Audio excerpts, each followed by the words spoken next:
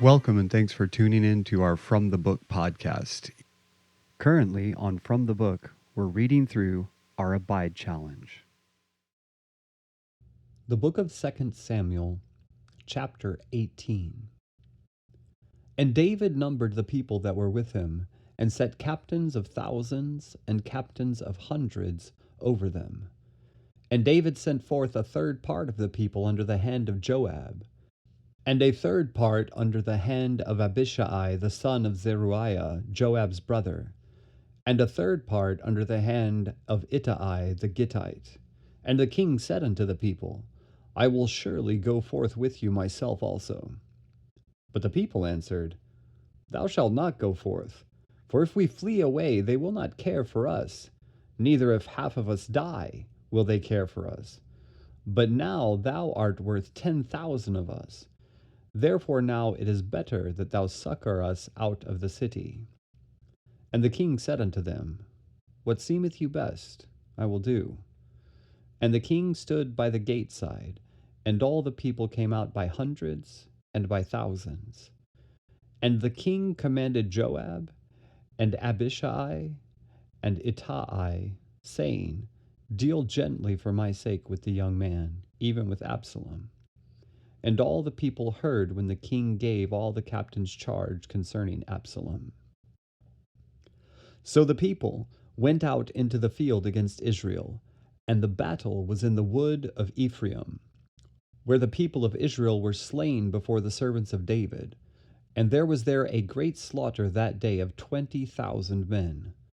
For the battle was there scattered over the face of all the country, and the wood devoured more people that day than the sword devoured.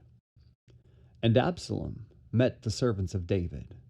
And Absalom rode upon a mule, and the mule went under the thick boughs of a great oak, and his head caught hold of the oak, and he was taken up between the heaven and the earth, and the mule that was under him went away. And a certain man saw it, and told Joab, and said, Behold, I saw Absalom hanged in an oak. And Joab said unto the man that told him, And behold, thou sawest him? And why didst thou not smite him there to the ground? And I would have given thee 10 shekels of silver and a girdle. And the man said unto Joab, Though I should receive 1,000 shekels of silver in mine hand, yet would I not put forth mine hand against the king's son. For in our hearing the king charged thee and Abishai and Ittai, saying, Beware that none touch the young man Absalom. Otherwise I should have wrought falsehood against mine own life, for there is no matter hid from the king, and thou thyself wouldst have set thyself against me. Then said Joab, I may not tarry thus with thee. And he took 3 darts in his hand, and thrust them through the heart of Absalom, while he was yet alive in the midst of the oak. And 10 young men that bare Joab's armor compassed about, and smote Absalom, and slew him. And Joab blew the trumpet, and the people returned from pursuing after Israel, for Joab held back the people. And they took Absalom, and cast him into a great pit in the wood, and laid a very great heap of stones upon him. And all Israel fled every one to his tent. Now Absalom in his lifetime had taken and reared up for himself a pillar, which is in the king's dale. For he said, I have no son to keep my name in remembrance. And he called the pillar after his own name, and it is called unto this day Absalom's place. Then said Ahimaaz the son of Zadok, Let me now run, and bear the king tidings, how that the Lord hath avenged him of his enemies. And Joab said unto him, Thou shalt not bear tidings this day, but thou shalt bear tidings another day. But this day thou shalt bear no tidings, because the king's son is dead. Then said Joab to Cushai, Go tell the king what thou hast seen. And Cushai bowed himself unto Joab, and ran. Then said Ahimaaz the son of Zadok yet again to Joab, But howsoever let me, I pray thee, also run after Cushai. And Joab said, Wherefore wilt thou run, my son, seeing that thou hast no tidings ready? But, howsoever, said he, let me run. And he said unto him, Run. Then Ahimaaz ran by the way of the plain and overran Cushai. And David sat between the two gates. And the watchman went up to the roof over the gate unto the wall, and lifted up his eyes, and looked, and behold, a man running alone. And the watchman cried and told the king. And the king said, If he be alone, there is tidings in his mouth. And he came apace, and drew near. And the watchman saw another man running. And the watchman called unto the porter, and said, Behold, another man running alone. And the king said, He also bringeth tidings. And the watchman said, Methinketh the running of the foremost is like the running of Ahimaaz the son of Zadok. And the king said, He is a good man, and cometh with good tidings. And Ahimaaz called, and said unto the king, All is well. And he fell down to the earth upon his face before the king, and said, Blessed be the Lord thy God, which hath delivered up the men that lifted up their hand against my lord the king. And the king said, Is the young man Absalom safe? And Ahimaaz answered, When Joab sent the king's servant, and me thy servant, I saw a great tumult, but I knew not what it was. And the king said unto him, Turn aside, and stand here. And he turned aside, and stood still. And behold, Cushai came. And Cushai said, Tidings, my lord the king, for the Lord hath avenged thee this day of all them that rose up against thee. And the king said unto Cushai, Is the young man Absalom safe? And Cushai answered, The enemies of my lord the king, and all that rise against thee to do thee hurt, be as that young man is. And the king was much moved, and went up to the chamber over the gate, and wept. And as he went, thus he said, O my son Absalom, my son Absalom, would God I had died for thee, O Absalom, my son, my son.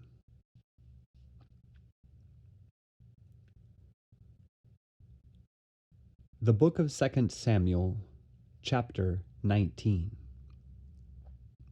And it was told Joab, Behold, the king weepeth and mourneth for Absalom. And the victory that day was turned into mourning unto all the people, for the people heard say that day how the king was grieved for his son. And the people gat them by stealth that day into the city, as people being ashamed steal away when they flee in battle. But the king covered his face. And the king cried with a loud voice, O my son Absalom, O Absalom, my son, my son. And Joab came into the house to the king, and said, Thou hast shamed this day the faces of all thy servants, which this day have saved thy life, and the lives of thy sons and of thy daughters, and the lives of thy wives, and the lives of thy concubines, in that thou lovest thine enemies, and hatest thy friends. For thou hast declared this day that thou regardest neither princes nor servants. For this day I perceive that if Absalom had lived, and all we had died this day, then it had pleased thee well. Now therefore arise, go forth, and speak comfortably unto thy servants. For I swear by the Lord, if thou go not forth, there will not tarry one with thee this night.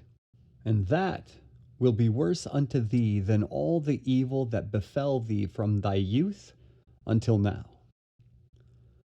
Then the king arose and sat in the gate. And they told unto all the people, saying, Behold, the king doth sit in the gate. And all the people came before the king, for Israel had fled every man to his tent.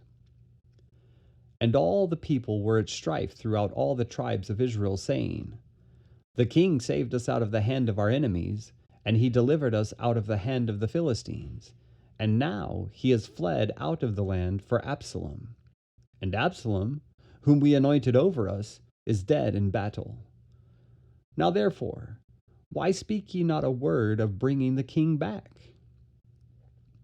And King David sent to Zadok and to Abiathar the priest, saying, Speak unto the elders of Judah, saying, Why are ye the last to bring the king back to his house? Seeing the speech of all Israel is come to the king, even to his house. Ye are my brethren, ye are my bones and my flesh. Wherefore then are ye the last to bring back the king? And say ye to Amasa, Art thou not of my bone and of my flesh? God do so to me, and more also, if thou be not captain of the host before me continually in the room of Joab. And he bowed the heart of all the men of Judah, even as the heart of one man, so that they sent this word unto the king, Return thou, and all thy servants. So the king returned, and came to Jordan. And Judah came to Gilgal, to go to meet the king, to conduct the king over Jordan. And Shimei, the son of Gera, a Benjamite, which was of Bahurim, hasted and came down with the men of Judah to meet King David.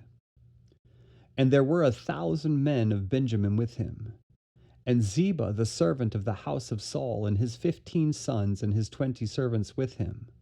And they went over Jordan before the king. And there went over a ferry boat to carry over the king's household, and to do what he thought good. And Shimei, the son of Gera, fell down before the king as he was come over Jordan, and said unto the king, Let not my lord impute iniquity unto me, neither do thou remember that which thy servant did perversely the day that my lord the king went out of Jerusalem, that the king should take it to his heart. For thy servant doth know that I have sinned. Therefore, behold, I am come the first this day of all the house of Joseph to go down to meet my lord the king. But Abishai, the son of Zeruiah, answered and said, Shall not Shimei be put to death for this, because he cursed the Lord's anointed? And David said, What have I to do with you, ye sons of Zeruiah, that ye should this day be adversaries unto me? Shall there any man be put to death this day in Israel? For do not I know that I am this day king over Israel? Therefore the king said to Shimei, Thou shalt not die. And the king sware unto him. And Mephibosheth, the son of Saul, came down to meet the king, and had neither dressed his feet, nor trimmed his beard, nor washed his clothes, from the day the king departed until the day he came again in peace. And it came to pass, when he was come to Jerusalem to meet the king, that the king said unto him, Wherefore wentest not thou with me, Mephibosheth? And he answered, My lord, O king, my servant deceived me. For thy servant said, I will saddle me an ass, that I may ride thereon and go to the king, because thy servant is lame. And he hath slandered thy servant unto my lord the king. But my lord the king is as an angel of God. Do therefore what is good in thine eyes. For all of my father's house were but dead men before my lord the king. Yet didst thou set thy servant among them that eat at thine own table. What right therefore have I yet to cry any more unto the king? And the king said unto him, Why speakest thou any more of thy matters? I have said, Thou and Ziba divide the land. And Mephibosheth said unto the king, Yea, let him take all, for as much as my lord the king is come again in peace unto his own house. And Barzillai the Gileadite came down from Rogelim, and went over Jordan with the king to conduct him over Jordan. Now Barzillai was a very aged man, even 80 years old. And he had provided the king of sustenance while he lay at Mahanaim, for he was a very great man. And the king said unto Barzillai, Come thou over with me, and I will feed thee with me in Jerusalem. And Barzillai said unto the king, How long have I to live, that I should go up with the king unto Jerusalem? I am this day 80 old, and can I discern between good and evil? Can thy servant taste what I eat or what I drink? Can I hear any more the voice of singing men and singing women? Wherefore then should thy servant be yet a burden unto my lord the king? Thy servant will go a little way over Jordan with the king. And why should the king recompense me with such a reward? Let thy servant, I pray thee, turn back again, that I may die in mine own city, and be buried by the grave of my father and my mother. But behold, thy servant Chimham, let him go over with my lord the king, and do to him what shall seem good unto thee. And the king answered, Chimham shall go over with me, and I will do to him that which shall seem good unto thee, and whatsoever thou shalt require of me, that will I do for thee. And all the people went over Jordan. And when the king was come over, the king kissed Barzillai, and blessed him, and he returned unto his own place. Then the king went on to Gilgal, and Chimham went on with him. And all the people of Judah conducted the king, and also half the people of Israel. And behold, all the men of Israel came to the king and said unto the king, Why have our brethren the men of Judah stolen thee away, and have brought the king and his household, and all David's men with him, over Jordan? And all the men of Judah answered the men of Israel, Because the king is near of kin to us. Wherefore then be ye angry for this matter? Have we eaten at all of the king's cost? Or hath he given us any gift? And the men of Israel answered the men of Judah and said, We have 10 parts in the king, and we have also more right in David than ye. Why then did ye despise us, that our advice should not be first had in bringing back our king? And the words of the men of Judah were fiercer than the words of the men of Israel.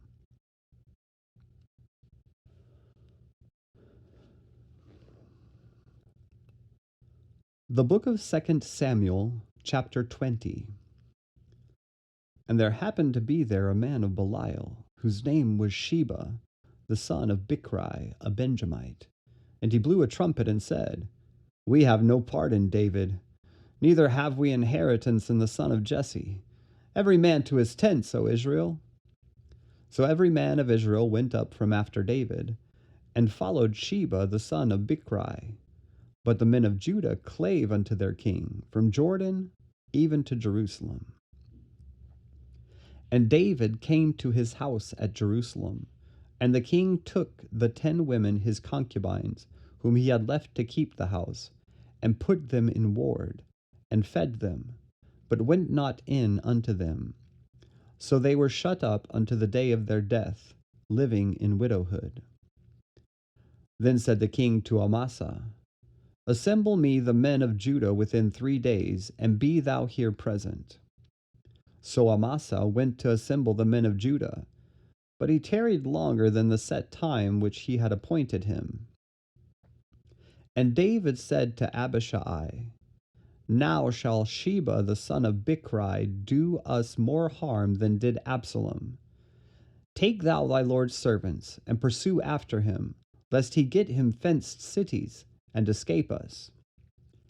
And there went out after him Joab's men, and the Cherethites, and the Pelethites, and all the mighty men, and they went out of Jerusalem to pursue after Sheba the son of Bichri. When they were at the great stone which is in Gibeon, Amasa went before them. And Joab's garment that he had put on was girded unto him, and upon it a girdle with a sword fastened upon his loins in the sheath thereof. And as he went forth, it fell out. And Joab said to Amasa, Art thou in health, my brother? And Joab took Amasa by the beard with the right hand to kiss him. But Amasa took no heed to the sword that was in Joab's hand. So he smote him therewith in the 5th rib, and shed out his bowels to the ground, and struck him not again, and he died. So Joab and Abishai his brother pursued after Sheba the son of Bichri. And one of Joab's men stood by him and said, He that favoreth Joab, and he that is for David, let him go after Joab. And Amasa wallowed in blood in the midst of the highway. And when the man saw that all the people stood still, he removed Amasa out of the highway into the field, and cast a cloth upon him, when he saw that every one that came by him stood still. When he was removed out of the highway, all the people went on after Joab to pursue after Sheba the son of Bichri. And he went through all the tribes of Israel unto Abel, and to Beth-Maacah, and all the Berites, and they were gathered together and went also after him. And they came and besieged him in Abel of Beth-Maacah, and they cast up a bank against the city, and it stood in the trench. And all the people that were with Joab battered the wall to throw it down. Then cried a wise woman out of the city, Hear, hear, say, I pray you, unto Joab, Come near hither, that I may speak with thee. And when he was come near unto her, the woman said, Art thou Joab? And he answered, I am he. Then said she unto him, Hear the words of thine handmaid. And he answered, I do hear. And she spake, saying, They were wont to speak in old time, saying, They shall surely ask counsel at Abel, and so they ended the matter. I am one of them that are peaceable and faithful in Israel. Thou seekest to destroy a city and a mother in Israel. Why wilt thou swallow up the inheritance of the Lord? And Joab answered and said, far be it from me, that I should swallow up or destroy. The matter is not so. But a man of Mount Ephraim, Sheba, the son of Bichri by name, hath lifted up his hand against the king, even against David. Deliver him only, and I will depart from the city. And the woman said unto Joab, Behold, his head shall be thrown to thee over the wall. Then the woman went unto all the people in her wisdom, and they cut off the head of Sheba the son of Bichri, and cast it out to Joab. And he blew a trumpet, and they retired from the city, every man to his tent. And Joab returned to Jerusalem unto the king. Now Joab was over all the host of Israel, and Benaiah the son of Jehoiada was over the Cherethites and over the Pelethites. And Adoram was over the tribute. And Jehoshaphat the son of Ahilud was recorder. And Sheva was scribe. And Zadok and Abiathar were the priests. And Ira also the Jaarite was a chief ruler about David. The Book of Psalms, chapter 78, verses 1 through 39. Give ear, O my people, to my law. Incline your hearts to the words of my mouth. I will open my mouth in a parable. I will utter dark sayings of old, which we have heard and known, and our fathers have told us. We will not hide them from their children, showing to the generation to come the praises of the Lord and his strength and his wonderful works that he hath done.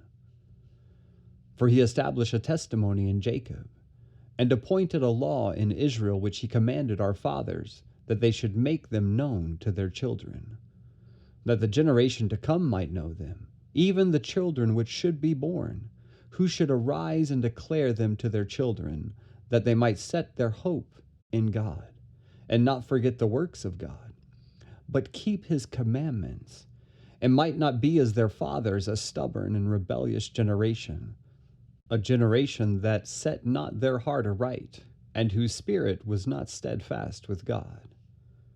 The children of Ephraim, being armed and carrying bows, turned back in the day of battle. They kept not the covenant of God, and refused to walk in his law, and forgat his works and his wonders that he had showed them. Marvelous things did he in the sight of their fathers in the land of Egypt, in the field of Zoan. He divided the sea, and caused them to pass through, and he made the waters to stand as an heap. In the daytime also he led them with a cloud, and all the night with a light of fire. He clave the rocks in the wilderness, and gave them drink as out of the great depths. He brought streams also out of the rock, and caused waters to run down like rivers. And they sinned yet more against him by provoking the Most High in the wilderness. And they tempted God in their heart by asking meat for their lust. Yea, they spake against God. They said, Can God furnish a table in the wilderness? Behold, he smote the rock that the waters gushed out, and the streams overflowed. Can he give bread also? Can he provide flesh for his people? Therefore the Lord heard this, and was wroth. So a fire was kindled against Jacob, and anger also came up against Israel, because they believed not in God, and trusted not in his salvation.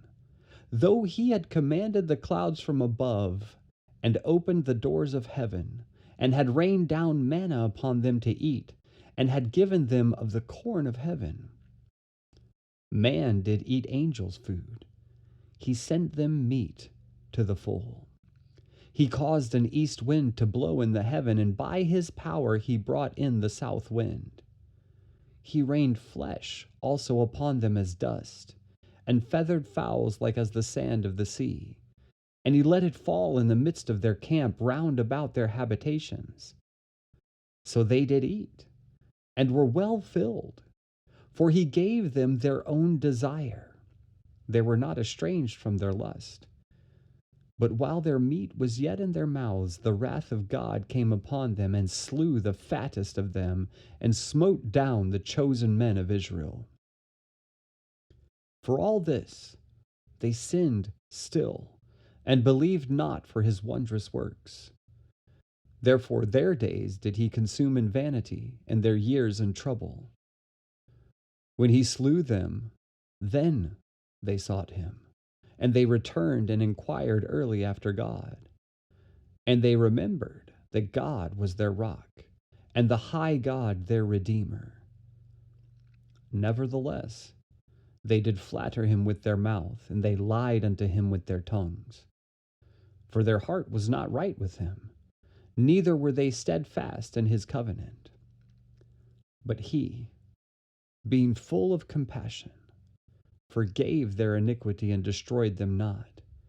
Yea, many a time turned he his anger away, and did not stir up all his wrath. For he remembered that they were but flesh, a wind that passeth away, and cometh not again. This concludes today's reading for the Abide Challenge. While the Abide Challenge is a great way to be in God's Word every day, we want to remind everyone that it's not a substitute for being in church and for being around God's people. God loves His people and has designed us to grow exponentially when we get around our church family for face-to-face fellowship and congregate worship. While we want to be an encouragement with His Word through this podcast, we'd love to be even more of an encouragement to you in person. Join us this coming Sunday at Lake Worth Baptist Church at 11 a.m. for an in-person message